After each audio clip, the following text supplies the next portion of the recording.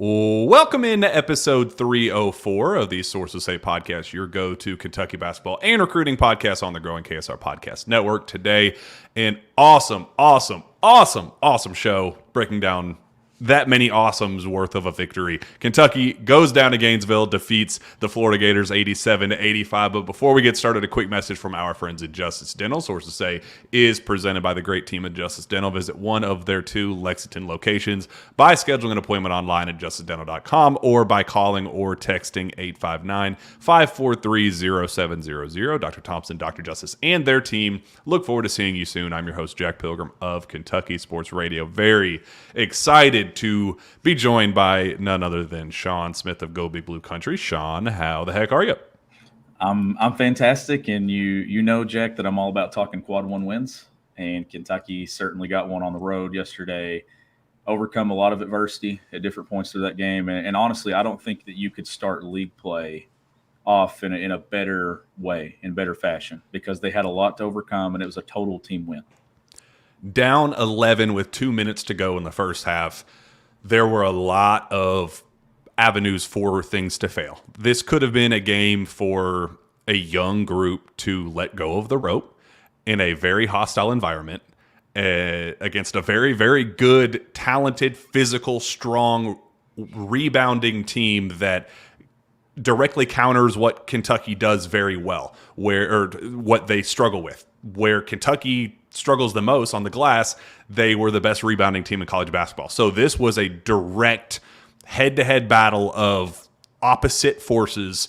Something had to give somewhere. Either the physicality and the rebounding was going to outplay Florida, and it was going to or outplay Kentucky, and we were going to see them suffer their first kind of head-to-head battle against an equal competition. UNC Wilmington was obviously lesser competition. They played down to that, but the first time we saw a legitimate SEC foe, they could have folded in that realm, or we could have seen Florida kind of struggle to match up against Kentucky's athleticism, speed, pace of play, shooting, those sorts of things. So this was a really good test to see a measuring stick of where this team is.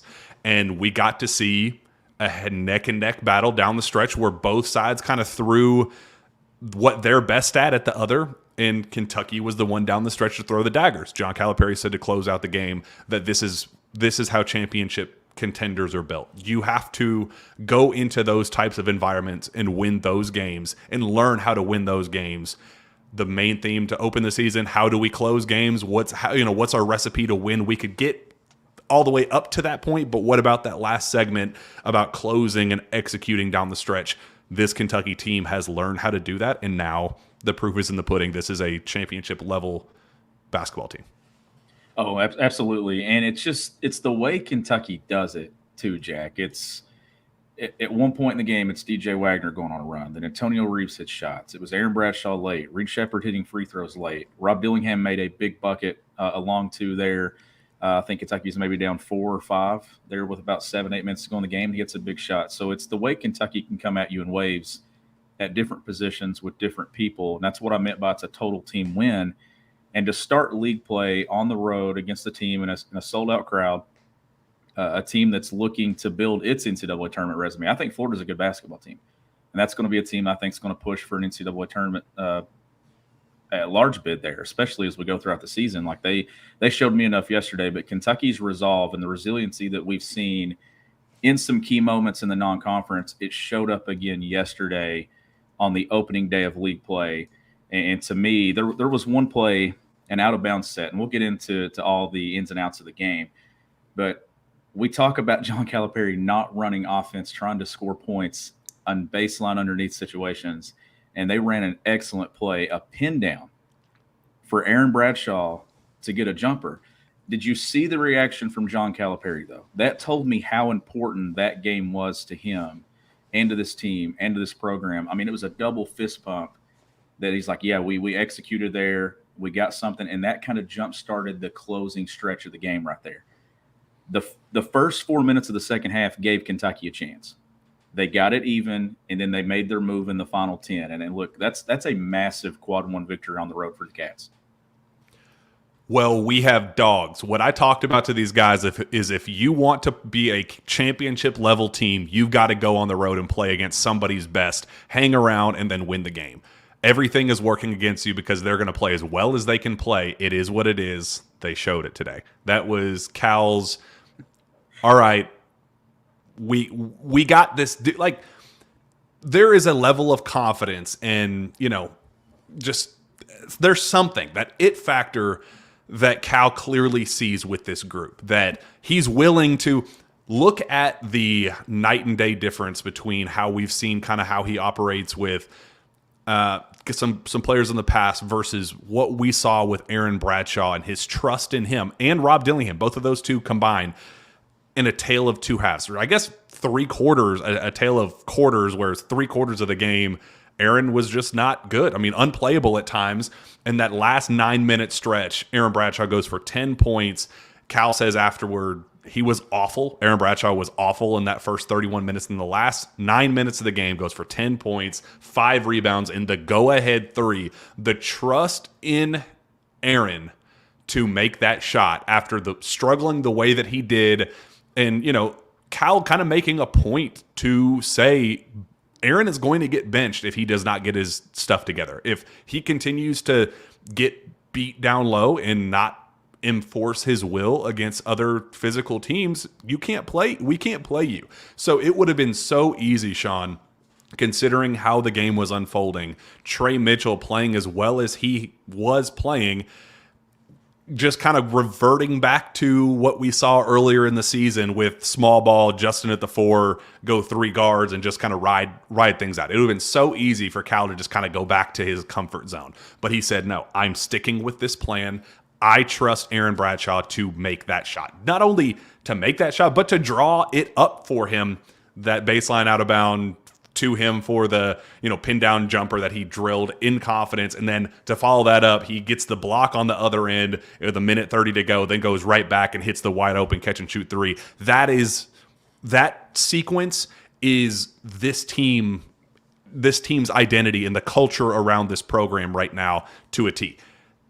We wouldn't have seen that level of resolve last season. We wouldn't have seen it even the year before that. There is something to this team, and I think the tale of two halves, if you will, with Aaron Bradshaw is kind of the greater part of this story that I really, really love. It would have been very easy to give up on Aaron Bradshaw, and Cal didn't. I really respect that.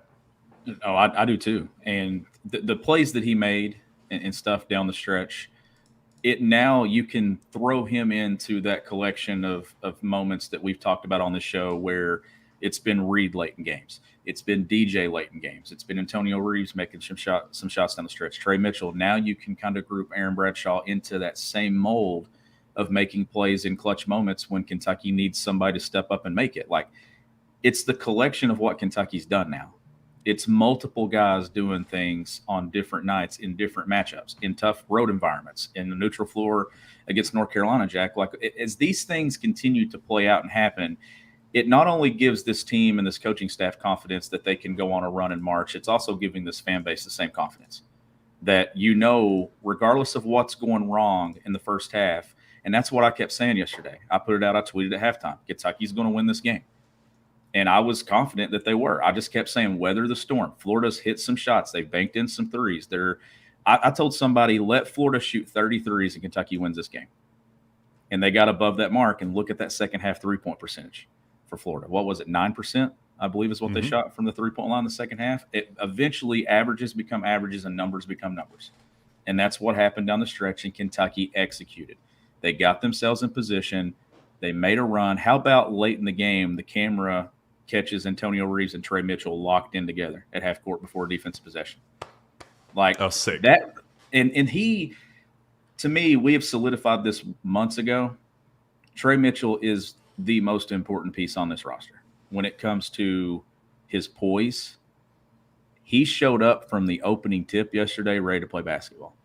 And there were a lot of points in that game where his IQ showed too, where they were getting switches that they wanted. He was playing out of it, but just his toughness that he adds to it. Then Kentucky's dude started taking over in certain moments, but he was kind of the anchor that held it all together. And would it change your opinion for the better if you knew that he was very questionable going into this game? I heard leading up to it that, Camp Cal started after the holidays when they got back from Christmas break, and two-a-days all out scrimmaging, wear and tear, and everybody's sore in January. This is when kind of the transition of early season kind of becomes into the meat and potatoes of, all right, it's put up or shut up time.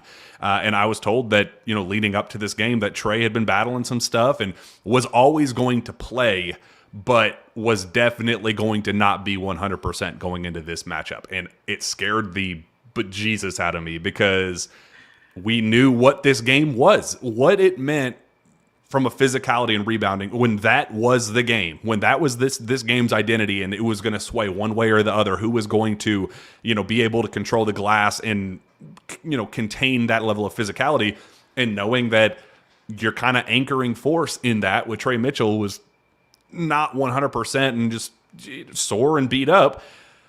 I was like, man, it's going to be really tough to win in that environment with young guys, him being kind of the stable veteran presence. If he's not kind of able to give everything he's got, what does that mean? How will everybody else respond around him? And Trey goes out there 35 minutes, plays his absolute ass off, is that physical presence, is that rebounding presence, goes for 12 and 10.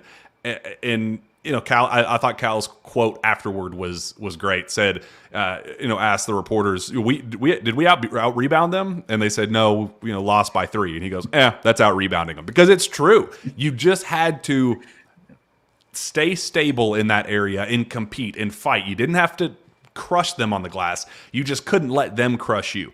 And they were able to contain them and lost 43-40. I'll take that.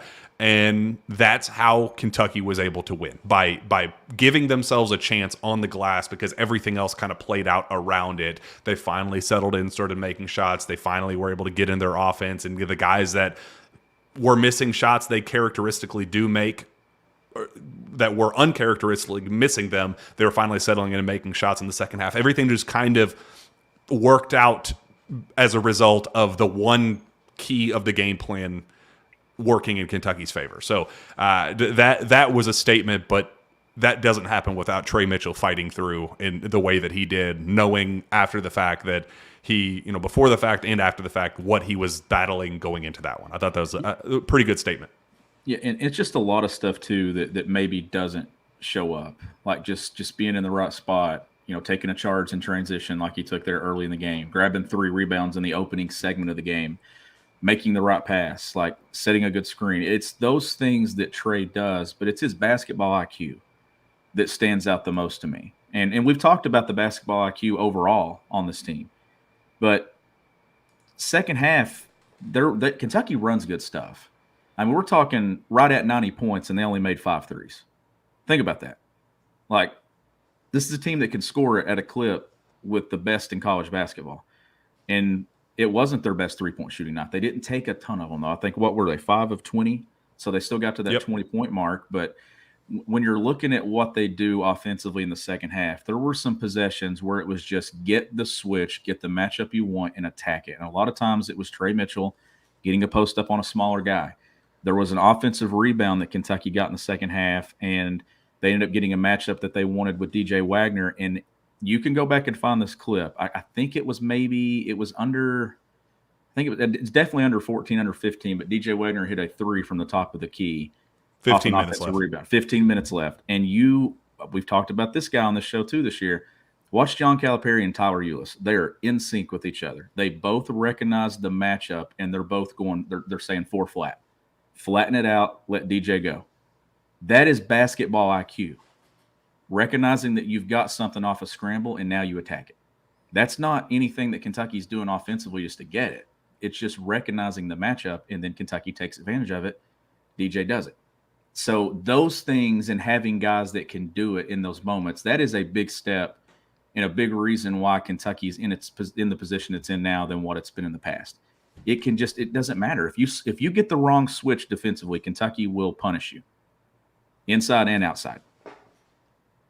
What do you think of the trust in, we talked a little bit about Bradshaw and the kind of tale of two halves with him, but Dillingham, 2 points, 1 for 4 in the first half, 4 turnovers, follows that up with 4 points, 2 of 2 at the line, 1 rebound, 1 assist, 0 turnovers in 11 minutes, hit that clutch bucket.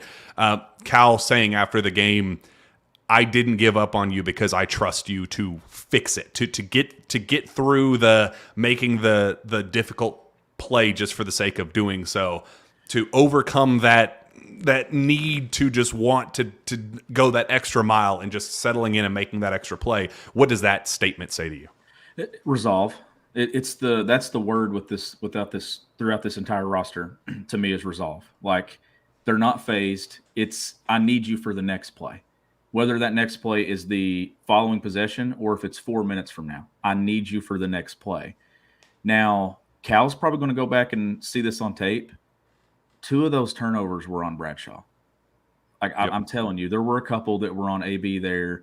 He has to be able to hold off and seal that guy under the basket. That's got to be a dunk at the rim. And then getting out of that ball screen, he's got to get out of it quicker. So, but in the moment, the game's so fast. And I think that, Cal probably thought, okay, Rob, you're getting a little bit out of control here. Let's settle you down. Credit to Rob, though, for coming back, like you said, second half and making big shots. And also Cal having the trust to go right back at him. And that's the thing. Like, as well as these guys play, they're going to have their stretches of play where they don't look good for 3 or 4 minutes. It's about what you do.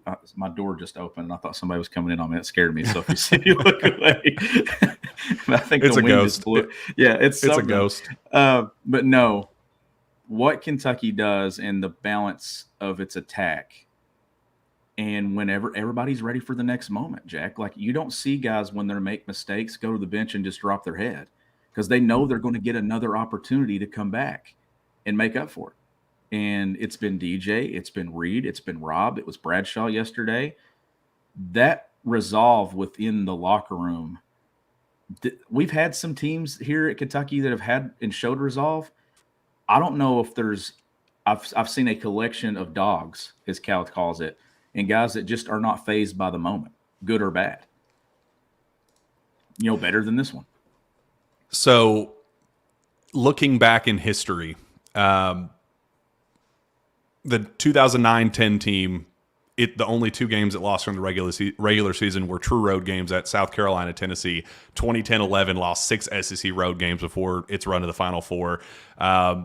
Barely beat Tennessee and Knoxville 65-62 and Vanderbilt in Nashville 69-63 in that title run 2011-12.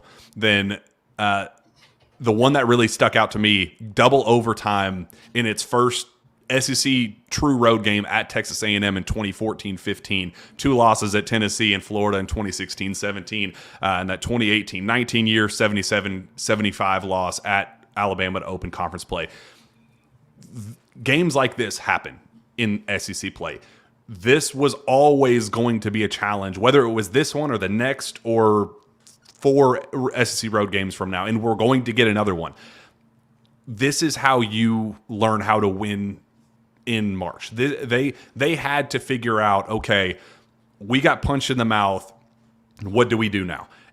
Like I said to start the show, there were 12 different chances for Kentucky to really let go of the rope and say, all right, not this one. Let's turn our attention to Missouri, then hope to get them, get back at them next Saturday in College Station. Maybe that'll be our first opportunity to win a true hostile environment. And everything was working for Florida in its favor. And it was built up to be an all-time road atmosphere. I mean, the orange out, the debuting the brand new orange uniforms, the students coming back from winter break early specifically to make it a hostile environment. And then, like, Kentucky fans show up and turn it into go big blue chants in the second half. Like, little things like that help. But this was, all respect to Louisville, sorry, their environment stinks and we kind of had to embarrass them on their home turf. But this was the first real championship environment that we're going to see in March. This was, that and, the North Carolina game, we saw Trey Mitchell say, it felt like a March Madness game, and it kind of finished like a March Madness game.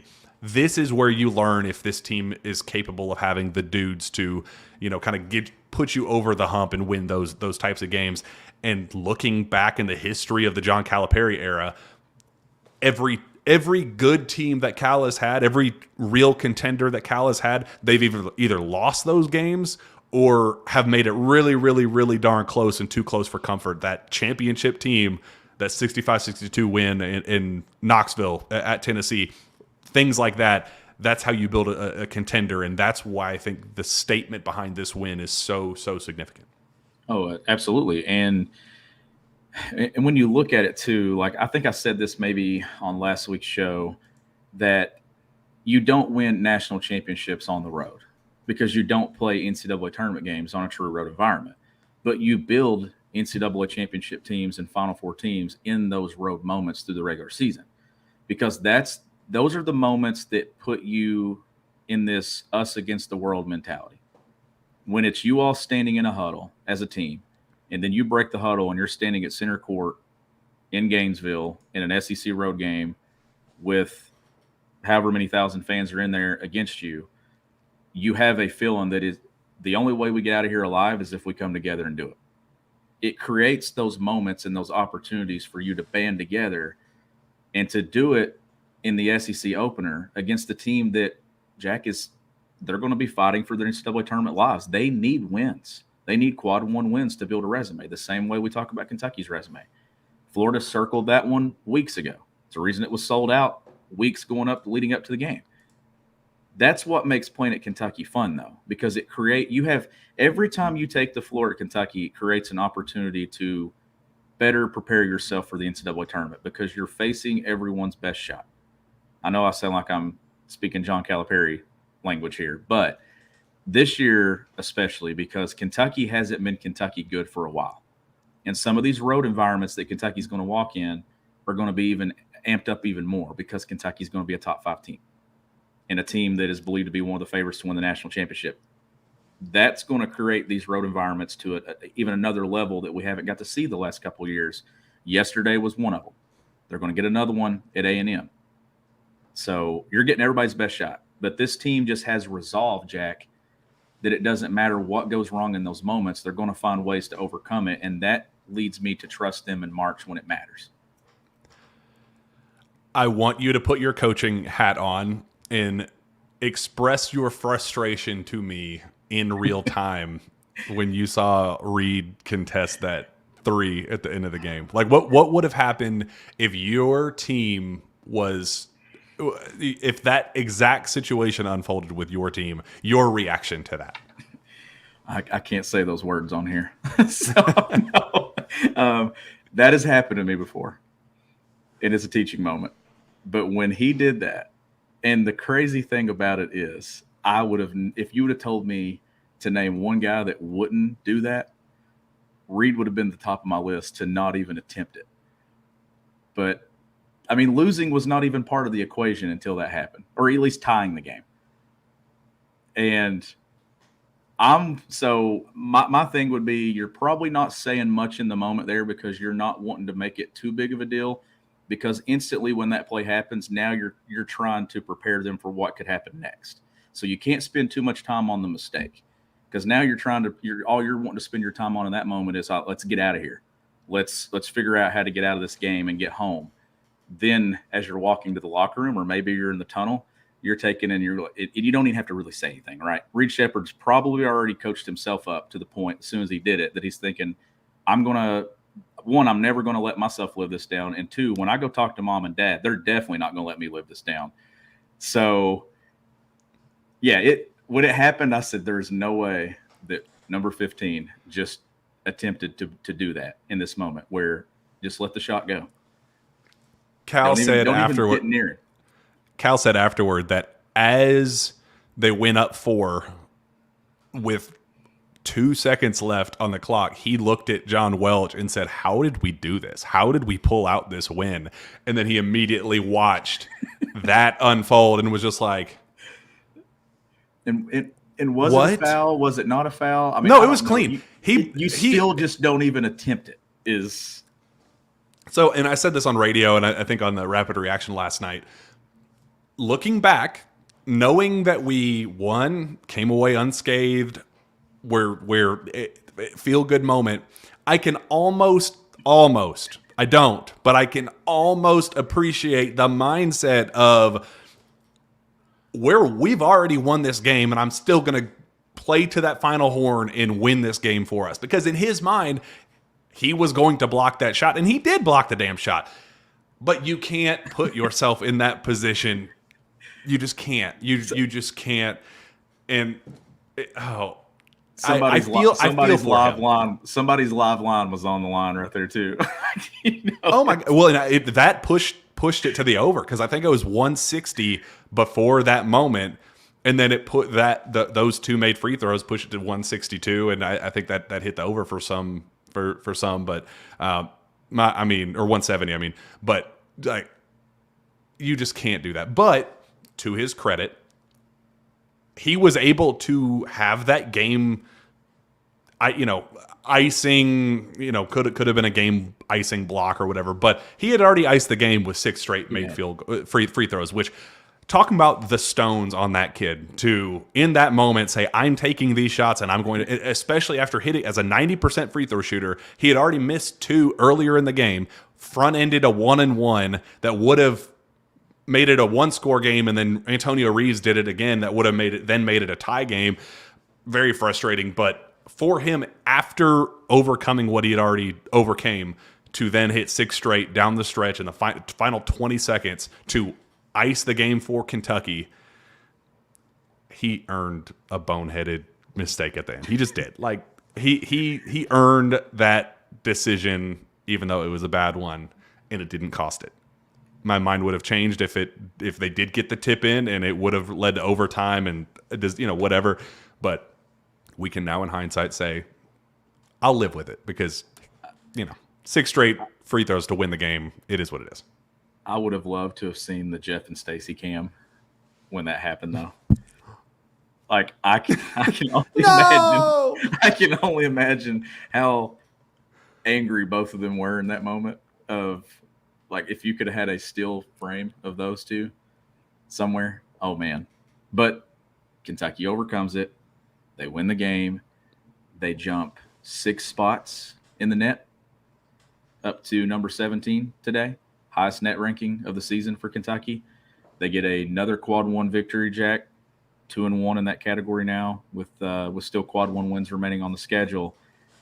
The resume's starting to come together now. And that one, the North Carolina win really kick-started it and jump-started it. And then they go get a big win against Oklahoma just a few days later.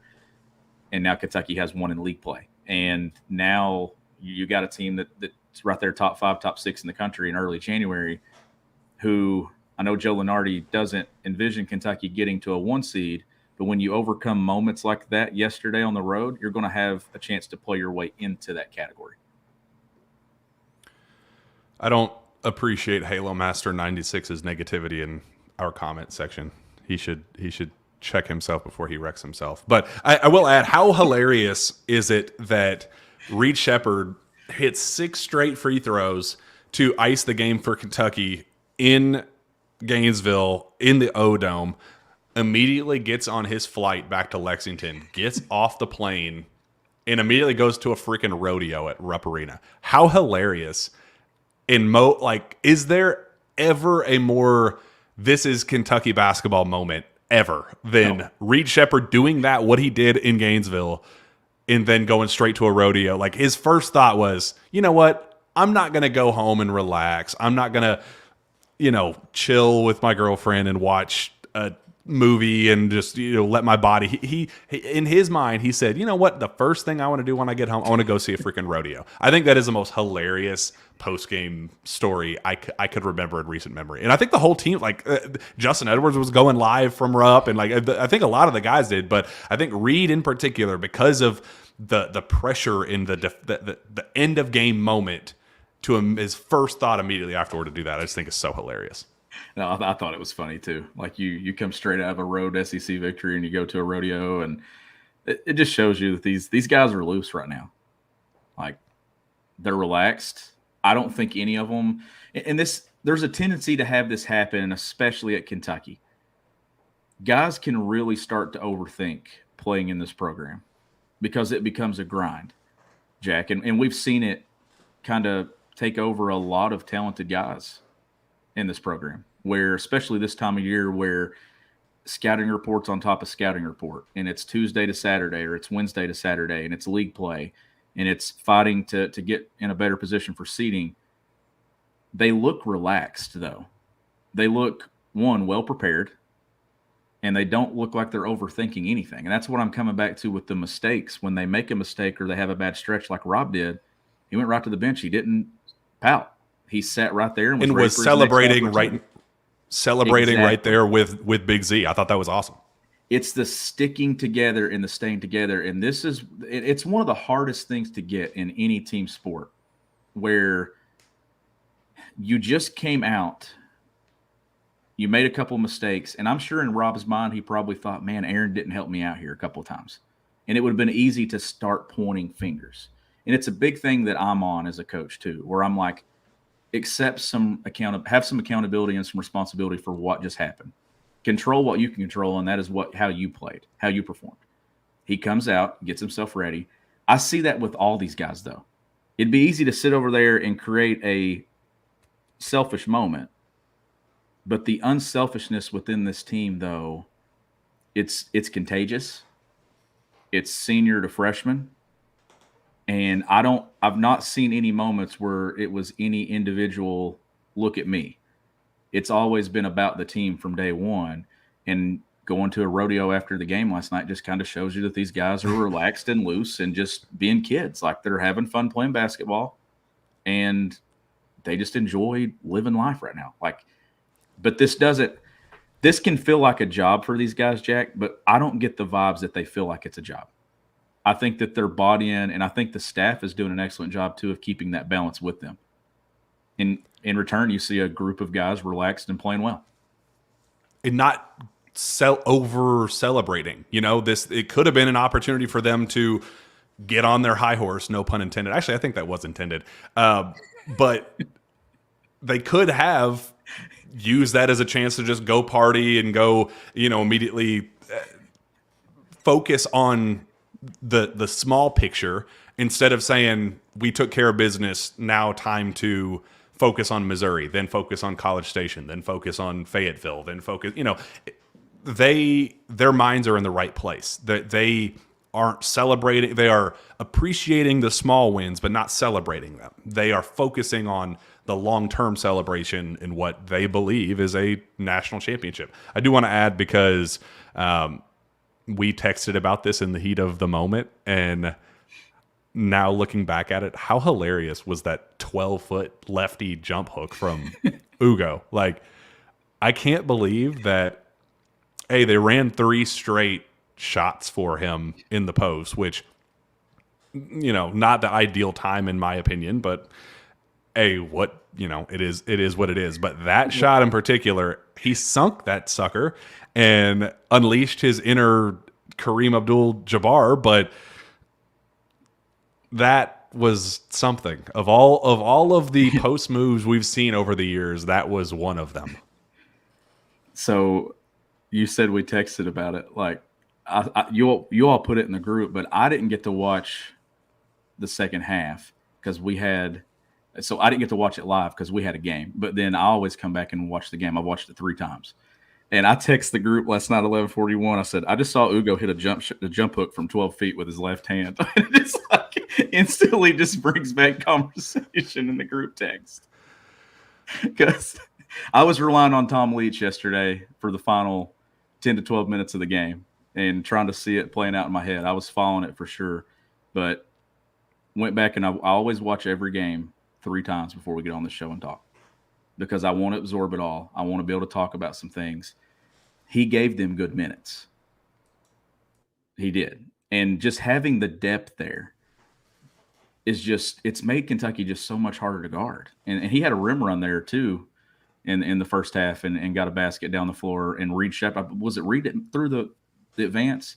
Yeah. Down the floor. And how many times do we see Reed make that pass at North Laurel, where he would be on the back side of that? And how many times did we say that's going to be his path to playing time. Did we not say that 100 times? We said, if he plays early, it's going to be because of stuff like that. And look how it unfolded. I'll keep saying this. There isn't a team in college basketball that advances the ball in transition better than Kentucky. They instantly put pressure on you, and it's the advance. And people, like, it's one of the hardest things to get players to understand is you don't have to over-dribble yourself in attack. Advance it, even if we don't get an initial shot off the advance, you're forcing teams to defend you early. And then you get it back, and then we flow right into a drag screen, some offense, or some of the stuff that Kentucky does offensively, like advancing the ball. There was another advance in the second half where Justin Edwards gets a mid-range jumper out of it, or like a little floater right there along and gets a bucket. Advance the basketball and attack. Having the awareness to do that, it makes you so much harder to guard. So last year, when we would say that Xavier Wheeler would assist hunt, this is what we're talking about. Yep. He had a tendency of dribble, taking it the entire distance and then looking for the kick out, then looking for the alley-oop for himself, rather than that Reed Sheppard push up that then leads to the one extra, the hockey assist. That it's that just getting the ball out of your hands and zip to the best shot. That is team-oriented basketball, not assist hunting basketball, selfless versus selfish. That was kind of the greater picture of what we talked about and why we're seeing the results that we're seeing. That stat that we brought up last week, Sean, about scoring 81 points in the first 11 of 12 games was the first time since 96. Well, now we broke that record because that team didn't get to that 13 mark. Now it's 12 of 13 for the first time since that 93-94 team. That team was a pretty freaking huge deal as well, and one of the most fun teams in Kentucky basketball history. So we're trending in the right direction, clearly, because the numbers are backing up what our eye test has shown us. The analytics and the historical context, Reed Sheppard shooting the numbers that he's shooting, like he's on pace to be one of the greatest shooters in the greatest shooter in the history of Kentucky basketball. Like all the stuff that we see with our own eyes, and it's like, damn, I don't remember the last time we've seen anything like that. Yeah, it's because you haven't, because this team is doing what it's doing. Yeah, and they're 18th overall in KenPom, 8th in adjusted offense, 43rd in adjusted defense, So they're right there offensively where they want to be. Defense numbers got to just continue to climb. But when you still score almost 90 points and you only make 5 threes, it just shows you the different ways that Kentucky can score points. They hit a high number of free throws yesterday. They were excellent for stretches of the game and just scoring at a pace. DJ Wagner was brilliant in the opening segment of the second half. It just getting downhill, getting to the basket, hit some big shots. Like all these guys had their moment. And we've not got to the point here, Jack, where we're talking about so-and-so had 25 and then this guy goes and has 25. Those are great stats that Cal talks about when his best teams, his best teams that go on runs in the NCAA tournament, they have that. I lean more on who has game-winning moments. And it doesn't have to be 25 points. Who goes and grabs a rebound when you need it and then gets a defensive stop and then hits a bucket? Who has those stretches? Aaron Bradshaw had his yesterday. Reed Sheppard's already had them. DJ Wagner has had them. Antonio Reeves just quietly continues to be the guy that just puts so much pressure on defenses and stretches you out. Like we were talking about yesterday, he misses some open threes. But when he was still 1 of 5 from 3, he was like 5 of 9 from the floor. So it was still efficient. It wasn't one of those inefficient nights where it's 1 of 10, and then he's like 3 of 17 or 3 of 16 from the field. He was still making shots, even though the three-point ball wasn't falling. Then he hits one, and then he hits another couple of baskets, gets downhill.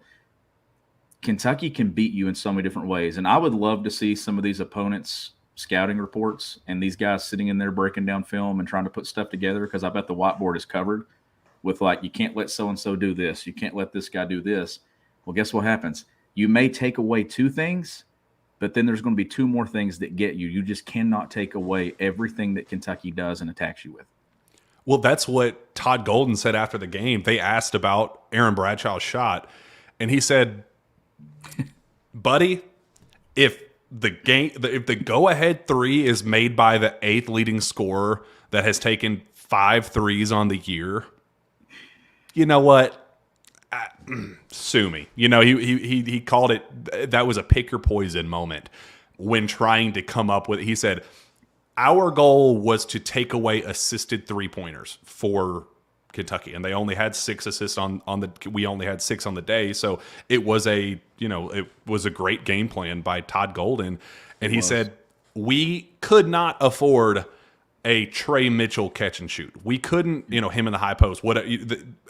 They didn't want the ball in Trey Mitchell's hands to either score inside or out. They did not want Reed Shepherd in a catch and shoot look. They kind of said, we're going to live with everything else because Trey had played the way he had up to that point. Feeding the hot hand would have made sense with Trey, but Reed is Reed, and they definitely wanted to take those 2 things were options 1 and 2, take them away. Everything beyond that, it's like, we got to kind of live with it because, as you said, Sean, you can't take all of it away. And the shot that we got, if we're making that one, I mean, come on, man. And when you're Florida and you look at it and you say, okay, we shot the ball, we hit what, 9 threes? Is that what Florida hit? What was the final line for Florida? At one point, 9 of 31. Okay, so you hit 9 threes. You limit Kentucky to 5 made threes. You're probably looking at that line right there and saying, okay, we probably won this game, maybe. Mm-hmm. Then you look at the free throw line, you see you made 19 free throws. But that's the thing. I'm interested to see what these coaches in league play, the Rick Barnes and Eric Musselmans and Nate Oates and all these coaches, what do they see as the most important areas to try to limit Kentucky and take away? Transition's probably where it starts. If you take away some of those early looks in transition, and the way that you do that is you score yourself. You got to score yourself, and you got to be elite transition defensively, because the thing with Kentucky, Jack, is they attack you off makes or misses. They're getting the ball out and they're going. And it's guys, they know where guys are. They're running lanes. They're disciplined. They're rim running. The ball's advancing. That, to me, if I were coaching Kentucky, would be priority number 1 to take away. Take away the early stuff that they do and contain them in transition, because that gets them going. And then lock in defensively in the half court. But the rest of that is, guess what? Kentucky's hard to guard in the half court too. This is a team that's hard to guard in the open floor. They're hard to guard in a grinded out setting because of the stuff that they run. As they get better defensively and they gang rebound defensively, this team's going to be really hard to beat and eliminate in an NCAA tournament setting, because of the different ways that they can beat you. In other news, we got a billboard in the works. How wild was that with the Rupp to No Good crowd that we absolutely love and very, very dear friends of ours, but a wild development of Big Z comes home. We talked about the ins and outs of how we got here and how unlikely it was for him to actually come home. Good for him. I'm very excited that he decided to, see this thing through and return back to Lexington. But calling a spade here, we still got to wait for a decision for the NCAA. So for those that are unfamiliar with the story, group of Twitter buds, no pun intended, but actually pun intended, decided to put together money for a billboard that will be going up directly across the street from the NCAA eligibility center that just says "Free Big Z, love BBN," and the employees of the eligibility center will be seeing that every time they enter or leave their office. And whether or not he gets cleared tomorrow or next week or never, it's going to be going up, and I think it is absolutely hilarious. And I think the people that were taking it way too seriously and saying whatever, they raised it in a couple of hours, and it's $3,600. It's not $45,000. It's not, it's people that were saying, well, why isn't this money going to NIL or the collectives or blah, blah, blah. What is $3,600 going to buy the next 7-footer? No, it's not. No. It's in the grand scheme of things, it's a troll job for the NCAA. We shouldn't take ourselves so seriously. I thought it was hilarious, and I thought it was a very creative and well put together, ridiculously quick campaign that took like 2 hours to raise $4,000. It's hilarious. It's amazing is what it is, and it's a perfectly placed billboard. Like, you can't. I mean, this fan base, I'm telling you, there's nothing better than some of the things that they do and the ways that they show support. Like, that's something that Cal loves that. Like, that's something that would make John Calipari probably sit there and laugh. He's like, this is brilliant.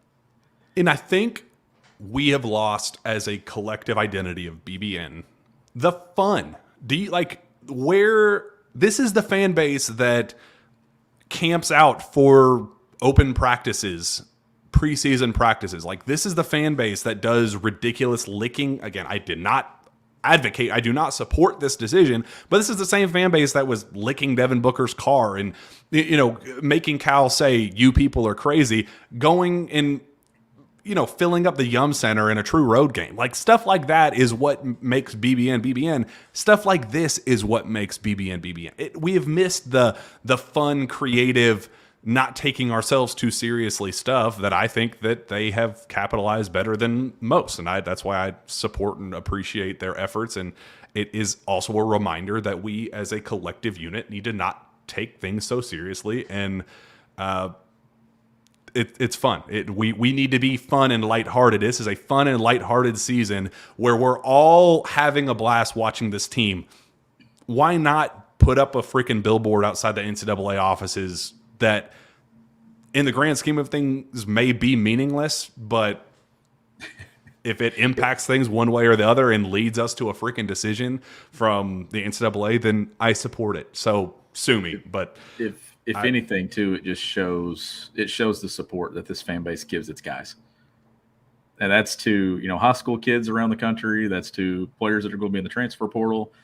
At some point, I mean, this is a fan base that literally put together a campaign to put a billboard outside where the NCAA has to look at it. Like, that's taking matters into your own hands and doing what you can do. They can't make the decision, but they're like, we're going to do everything we can to get a decision. And I thought it was amazing. I thought it showed the best of this fan base. Yeah, I completely agree. And I guess while we're talking about it, we'll start wrapping up here very momentarily, but that process with Z, Z wearing the free Big Z shirt, just like, Enos Cantor did back in the day, free Enos, like, it's very clear that there was a conscious, like, let's just be open and transparent about this. The path for Z going home and staying was very much on the table, and it was a conversation that did happen one way or the other. And it wasn't a push. It wasn't UK saying it's time for you to go, and it wasn't Z approaching Cal saying it's time for me to go. It was would this be better off for both sides if we're not getting to the bottom of a decision, if we're, at the end of the day, kind of wasting each other's time, where we're trying to win a national championship, you're trying to build yourself, and you came here to develop yourself, and if you're not able to do that, then what would put you in best position to do that? And it was a very respectful, mutual understanding between the two sides, and I supported that decision had that been where things ended. But you also can't fault the kid for going home, being with his family, and then kind of being homesick for his second home in Lexington. Like, I thought that was a really cool overall gesture of this kid loves being here and in this environment, this training ground for the NBA.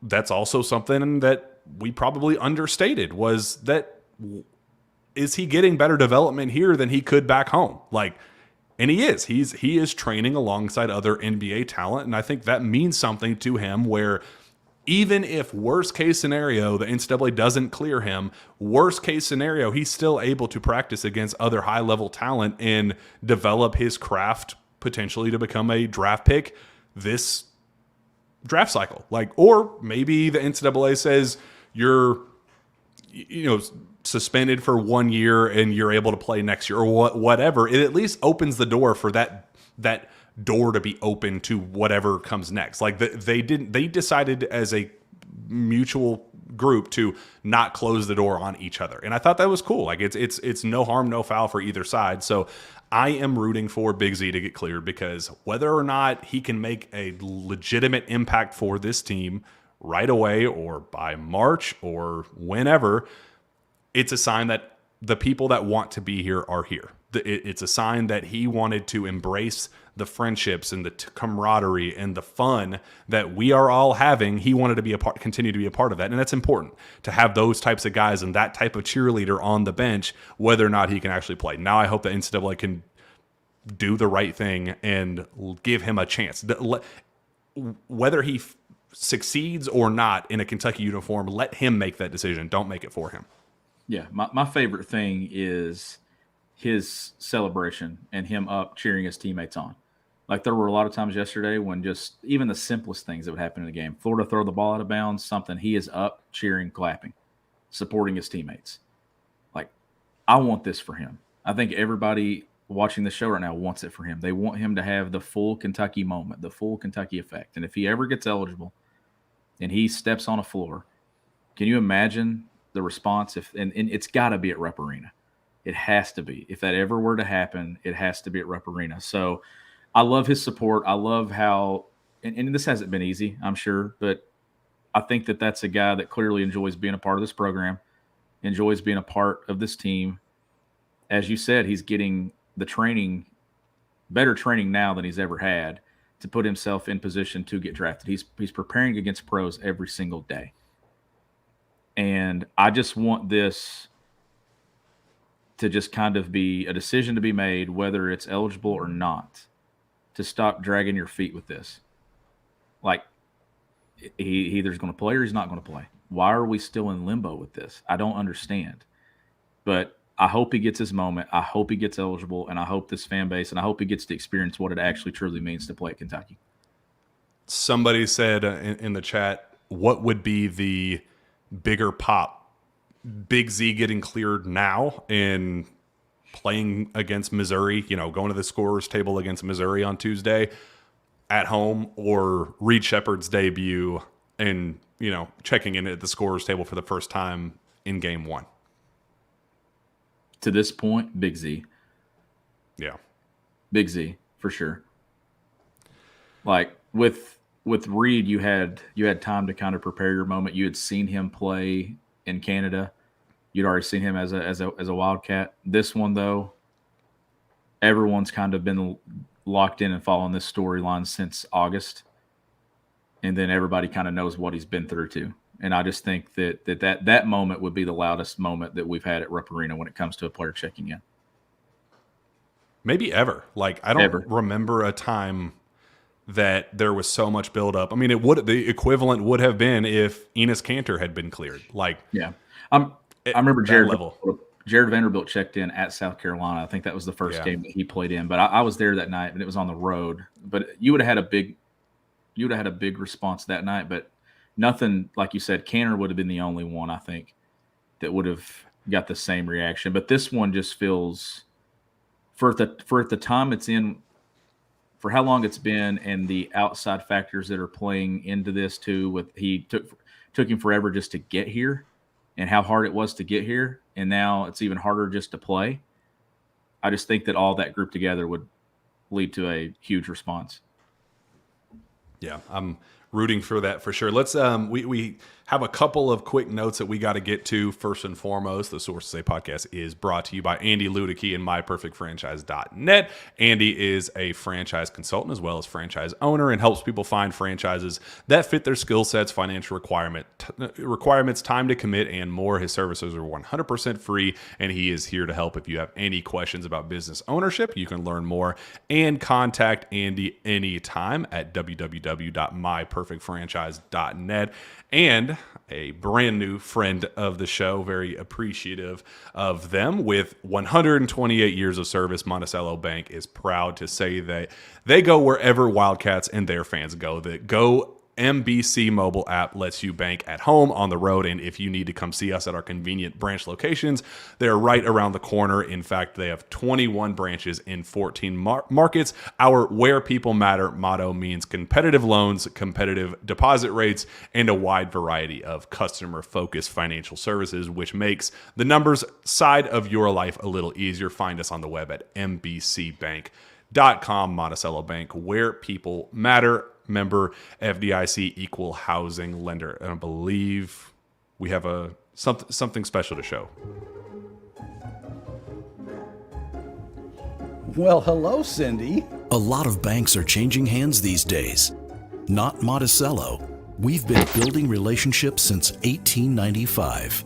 And with each passing year, we've grown. Hello, Cindy. Hi.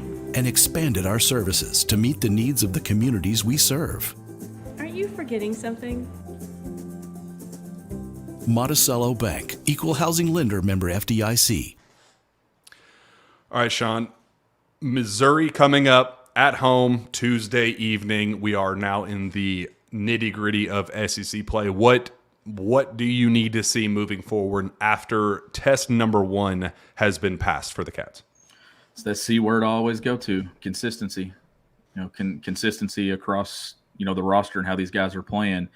You win a big road game. You get a team coming in here that has lost some games and is probably in a position, Jack, that you and I didn't expect Missouri to be in at this point in the season. But it goes back to what I said earlier. Every single team's going to show up and play their best basketball against you. So you better be ready for a team that's going to fight for 40 minutes, because that's what Mizzou's going to do at Rupp Tuesday night. It's a chance to play an SEC road game in your home arena. SEC game in your home arena. SEC games just have a different pop to them when it gets to this point in the schedule. And it's familiarity. It's teams that the fan base follows and watches. Name brand.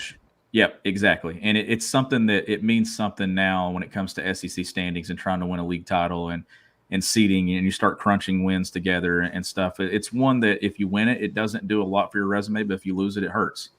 So you got to play with some desperation in that matter, because that's going to be a desperate team in Missouri coming here looking to get right. So if you're Kentucky, you're just trying to continue being who you are and take steps in the right direction.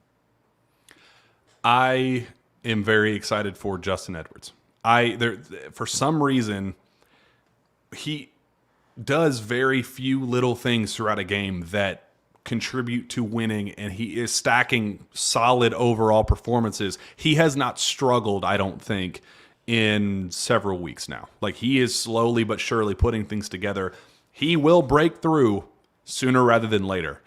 And something just tells me it's going to be Missouri. Like, I feel like Tuesday night is the moment's not too high. Florida, everything going into the SEC opener, not Louisville, not, it wasn't one of the big UNC. This is a good opportunity for him to play against a name brand opponent.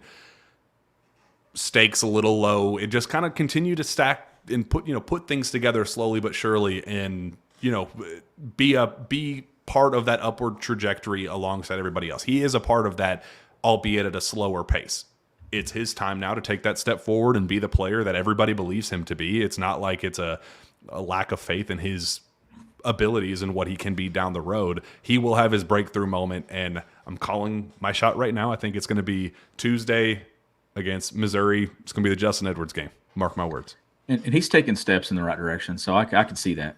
Like, just continue taking steps forward, continue getting better, and I'm with you. I think that would be something like one of those things that we haven't seen yet is kind of him have that big night, and I'd love to see it happen here early in league play. But that would be huge. Playing consistent basketball, getting better on the defensive end, continue to score the ball at an impressive clip, get those assist numbers back up. I know the way Kentucky played and some of the attacks and things that they got at Florida, they got some switches they wanted and kind of just exposed Florida in areas there and attack the rim.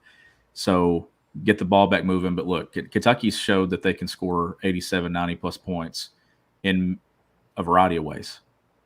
Hitting threes, not hitting threes, getting to the free throw line, not getting to the free throw line. Like, the balanced attack of the way that they can do that, it's not a one way. It's not a one direction here where they can get there. There's multiple avenues that Kentucky gets 87, 90-plus points. and they score the ball in an impressive clip. That's going to continue. So looking forward to another league and a league game here at Rupp. And when you're talking about the over-under in SEC wins, remember the lines that we talked about early in the season? Winning the first one was a big one and getting towards that 13-5 win total or going above it. I think this is going to be a team that's going to win a lot of these league games. There's a lot of questions about Adu. It's not a long-term concern. I know it's frustrating and would have been a very great opportunity for him to play against Florida. Kind of needed him. He was close, but not ready yet. There was some question about will he, sit against Missouri and then maybe return for Texas A&M. I wouldn't rule that out.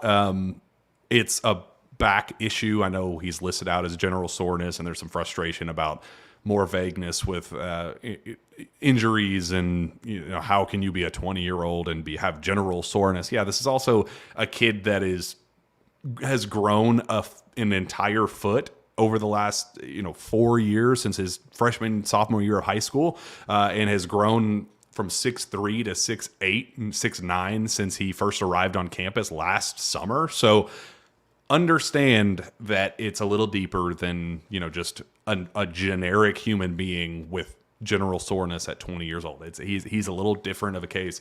Nothing to be concerned about long term. I wouldn't call my shot and say that he's going to play Tuesday against Missouri.